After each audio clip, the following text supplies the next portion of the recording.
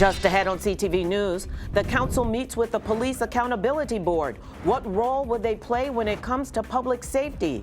Plus, a proposed bill in Annapolis has some council members saying, not in my backyard. Local governments can make their own decisions on how to control where marijuana dispensaries go, and that's the way it should be. And does your car make too much noise? Those stories and more up next.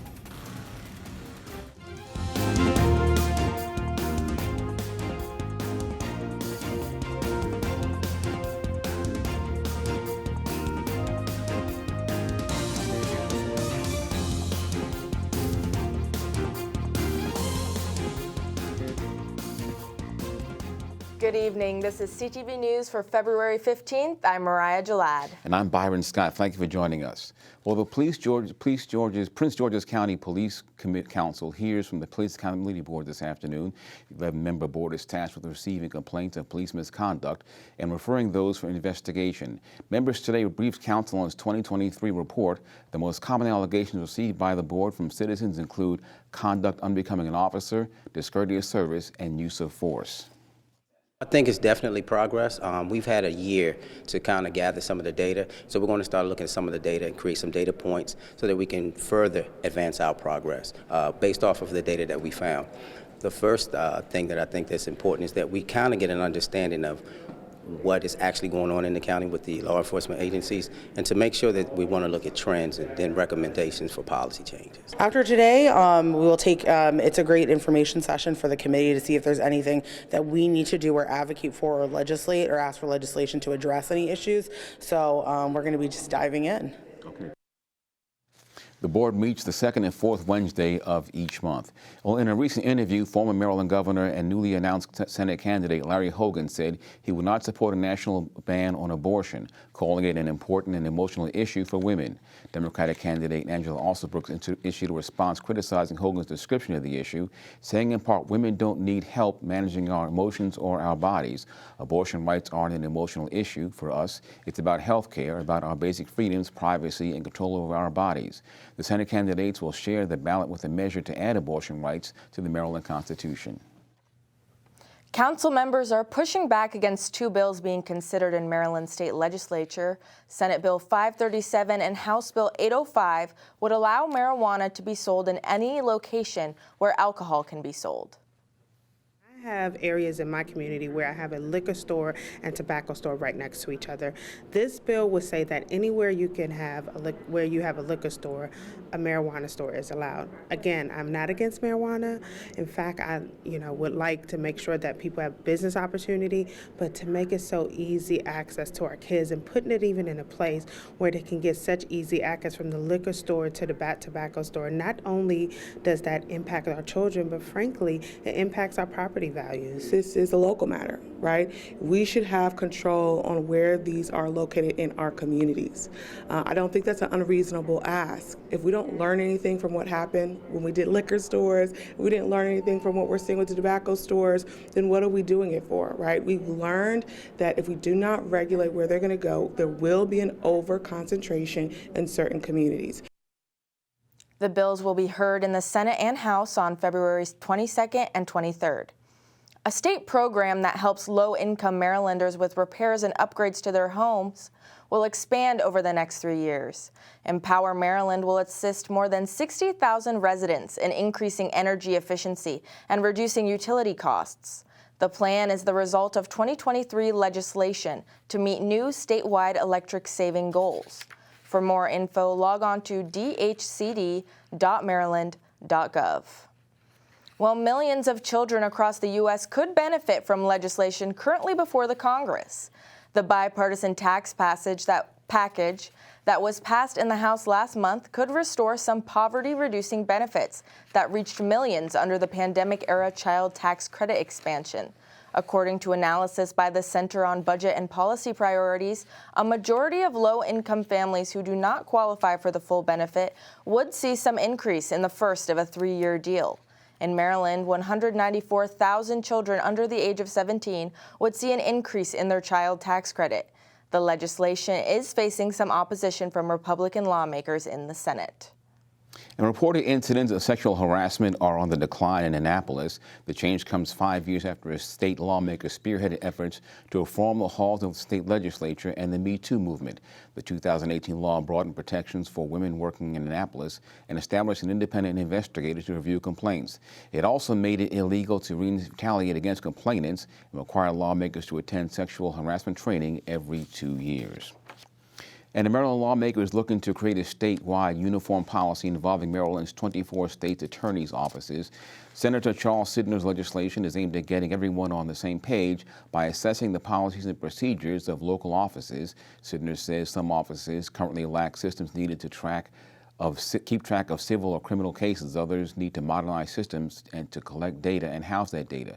The legislation, which is expected to cost $1 million, proposes that state attorneys apply for a grant through a new case management system fund.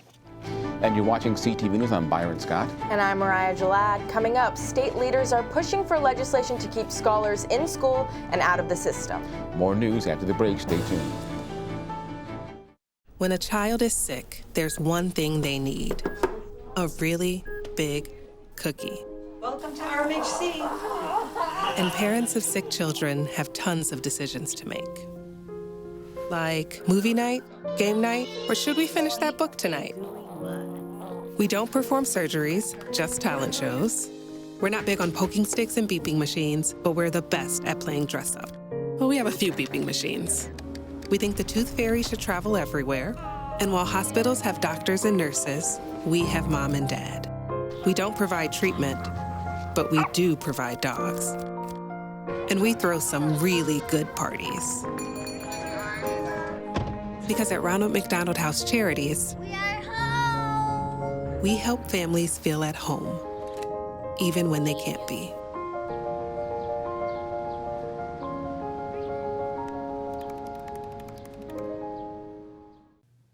Welcome back. Police continue to look for 2 additional persons of interest in connection with the fatal shooting of a Langley Park toddler last week.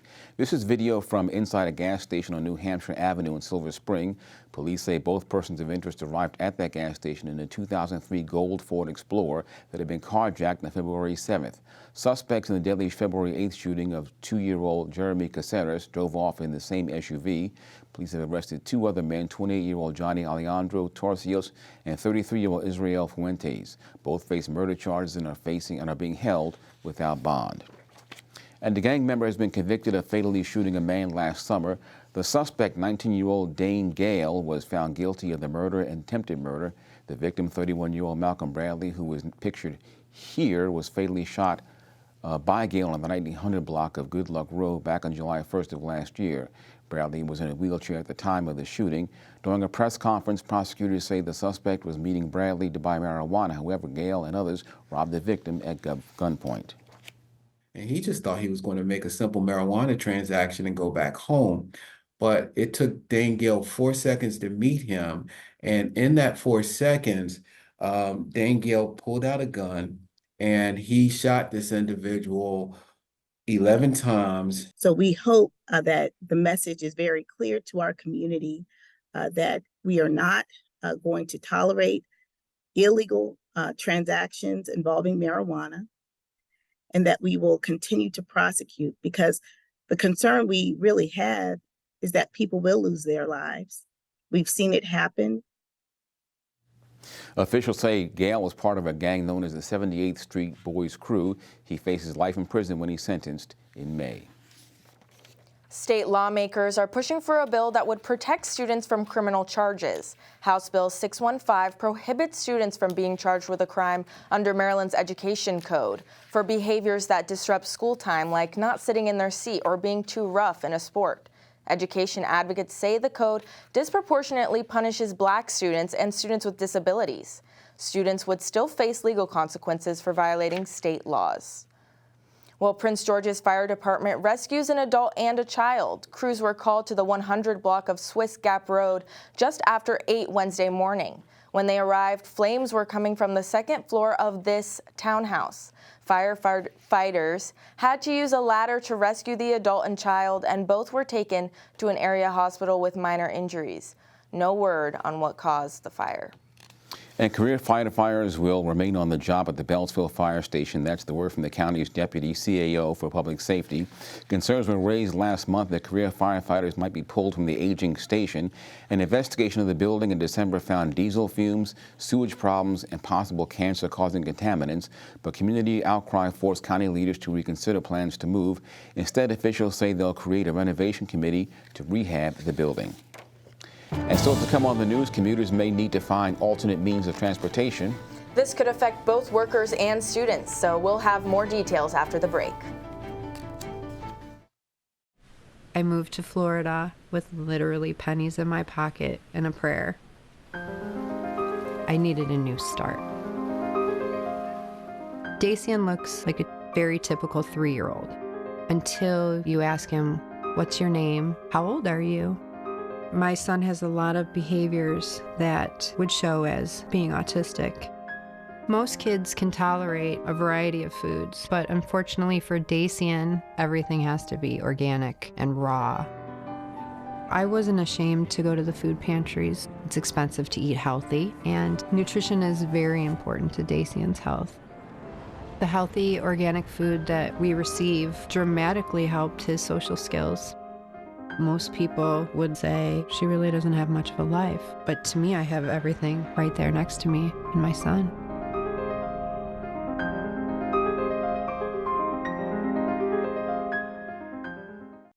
A Maryland watchdog group asked federal regulators to reject a proposal that would force the region to share transmission costs of Virginia's planned data centers. The Office of the People's Counsel says the proposal violates the law and is unfair to Maryland utility customers. The council says the plan only benefits Virginia and will force Maryland customers to pick up hundreds of millions of dollars in cost. The OPC says customers' rates in Maryland will have to rise to cover the cost, while Virginia rates could be offset by new power sales to data centers. And one of the primary commuter links for many suburbs to D.C. and Baltimore is now on the chopping block. The Maryland Transit Administration is planning to cut numerous commuter bus routes, including several in the D.C. region. The move comes after major budget cuts in state transportation funding. MTA ridership is currently at 17% capacity, less than 35% of pre-COVID levels. Secretary Paul Wiedefeld recently spoke with CTV about those changes. To make sure that every one of them has service still. We're taking a look at the ridership. As you can imagine, ridership has dropped dramatically since COVID on some of these routes. So we want to make sure that those routes that are still performing very well obviously stay. So we're trying to do that as best as we can. Not something we want to do for sure, but just given the financial situation, we've had to sort of tighten our belts across the board, as you know. The proposed cuts could end all but the highest ridership bus lines in 2025. 26 routes will be reduced service under the plan, including routes from Laurel to Baltimore and Frederick to College Park. 8 routes will be discontinued, including one from Annapolis to D.C. and another between Suitland and Washington. Well, you may have heard about efforts to control exhibition driving or drag racing, but how about those noisy cars that are 10 decibels too loud? Well, lawmakers are proposing legislation to regulate super noisy vehicles with modified mufflers and other systems. The same thing we've done with speed cameras and running red lights, which are cameras. Cameras that DC and other jurisdictions are using to monitor noise levels and issue those citations that, you know, they have their pros and cons, but they're hard to dispute. If it was your car and it was above a certain decibel level, that will be a pilot program with like 3 or 4 counties, I believe, Montgomery, Prince George's, Anne Arundel, and that's almost certain to pass this year, I think, just because other jurisdictions are doing it. House Bill 212 has been cross-filed with SB 155. Both remain in the respective committees. SUV and pickup truck drivers could soon see higher fees at the MVA. The proposed legislation, Pedestrian Fatality Prevention Act of 2024, will increase registration fees for heavier vehicles with the aim of enhancing pedestrian safety. If passed, drivers of large vehicles could pay up to $229 in fees, whereas owners of smaller vehicles could see a decrease of about $50. Lawmakers have stated that these vehicles are more likely to cause injury and death during pedestrian-involved accidents. And now we turn to Simon Buggs with today's sports update. Simon. Hey guys, what's going on? And what's up, sports fans? And coming up on your Thursday sports page, Largo High School boys basketball coach Rodney Ward gives his thoughts on how the team can improve as the playoffs approach. Stay right there.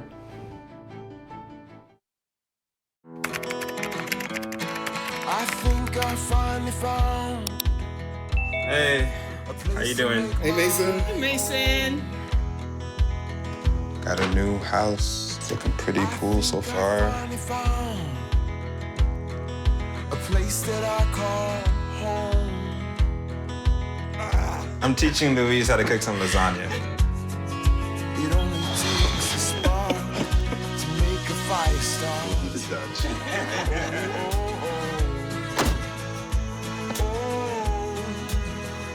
Thank you. Study, please.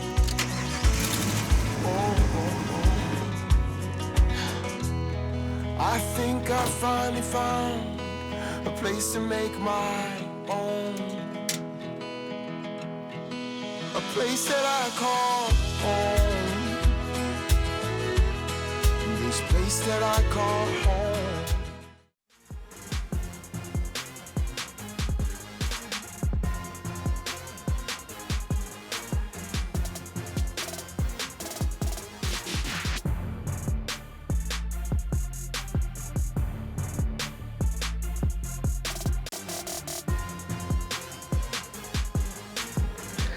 The high school basketball playoffs are right around the corner, and the Largo High School boys basketball team is looking to make some noise.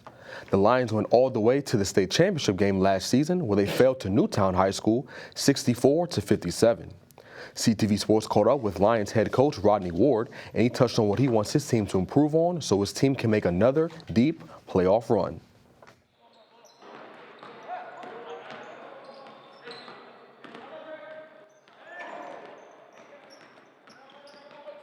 Just toughness, loose balls, 50-50 balls, making an extra pass on offense, defensively, helping the helper, just helping guys out, and just getting more tight, like I said, more like brothers instead of teammates. And that's what our focus has been the last couple weeks.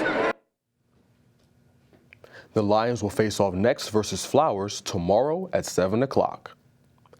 Switching gears to some UMD sports news, Terps fans can now breathe a sigh of relief as it was announced recently that athletic director Damon Evans will remain in College Park until 2027. Evans signed the contract extension in January of 2022, but it was not announced at the time. During his tenure at Maryland, Evans made some great moves. He is responsible for the hiring of current head football coach Mike Loxley, who helped lead the Terps to 3 straight bowl game victories. He also hired current head men's basketball coach Kevin Willard, who got the Terps to the NCAA tournament last season. Evans has overseen the building of new facilities for both basketball programs, baseball, field hockey, and women's lacrosse. Now to the world of college hoops. Congratulations to Bowie State guard Anai Harris for being named the CIAA Women's Basketball Player of the Week. The Ellicott City, Maryland native had a good week for the Lady Bulldogs. Along with scoring her 1,000th career point against Virginia State, she finished with a combined 33 points for the week, with a high of 21 points versus Elizabeth City State, along with 5 boards and 2 steals. Harris is also leading the CIAA in scoring with almost 20 points per game. Meanwhile, the UMD men's basketball team avoided 4 straight losses last night, taking down Iowa 78-66. Their next opponent will be Illinois on Saturday. And finally, the PGCTV men's basketball team will take the court tonight. The Owls will face off next against Rowan College at 7 o'clock. And that wraps up your Thursday sports page. Okay, thank you, Simon. Well, a weather monitoring station was installed in the county. It's called a Messenet Tower, which is a network of weather data monitoring stations. It was put up in College Park last week. It's part of a partnership between the University of Maryland and the State Department of Emergency Management. The weather stations are designed to measure the atmosphere and weather on the ground. So far, only 6 Messenet Towers have been built across the state. And a quick check now on our 3-day weather forecast. Tonight, mostly cloudy with a low around 35 degrees. Friday, cloudy with a high near 46, and snow is expected in our region later in the night. Saturday, a wintry mix continues until the afternoon, temps reaching a high near 41. Sunday, sunny with a low around 29. And that wraps up our CTV News for now. Thanks for joining us. Tune in tomorrow at 4:30. Good night. Good night, everybody.